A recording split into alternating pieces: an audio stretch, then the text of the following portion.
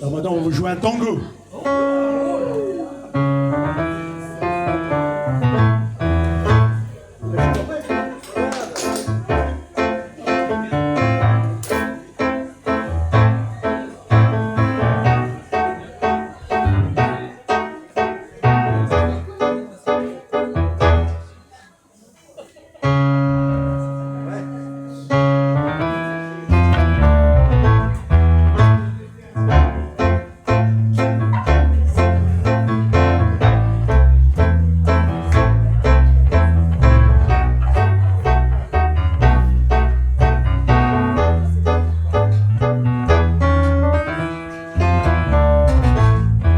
Anastasie, l'ennui m'anesthésie. Je mesure aujourd'hui combien favorisé j'étais quand je travaillais chez Petit Louis. Habillé en cours sur scène dans l'entrepôt modèle, je participais à l'expansion. À 6 heures du matin, levé comme un aveugle, se lavait, avalait son café, s'enfoncer dans le noir, prendre le bus d'assaut et dîner dans le métro, c'était le pied. Anastasie, l'ennui m'anesthésie.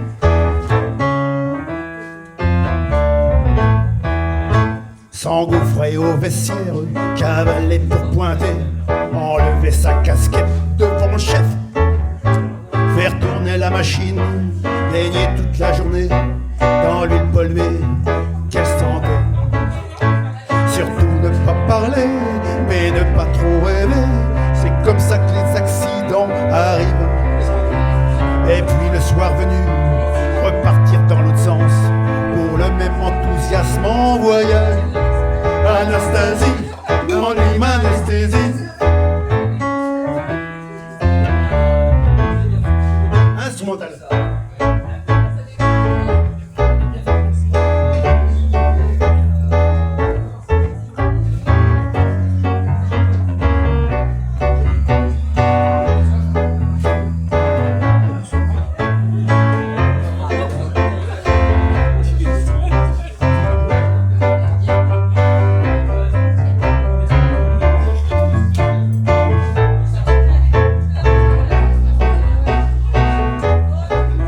Anastasie, l'ennui m'anesthésie.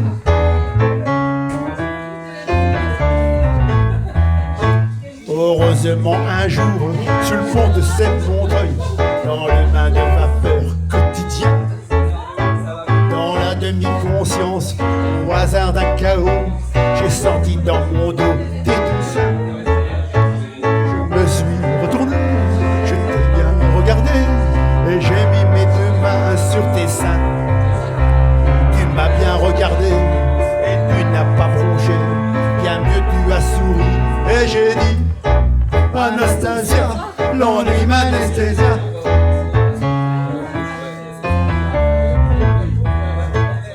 Appelez Ernestine, ou peut-être Honorine, mais moi je préfère Anastasie. On a été chez moi, ça a duré des mois, j'ai oublié d'aller chez Petit Louis. Est-ce qu'on peut voyager dans une petite carrée, emmener partout où c'est bon? Et puis un jour comme ça, pour éviter l'ennui, on a décidé de se séparer. Anastasie, l'ennui m'anesthésie.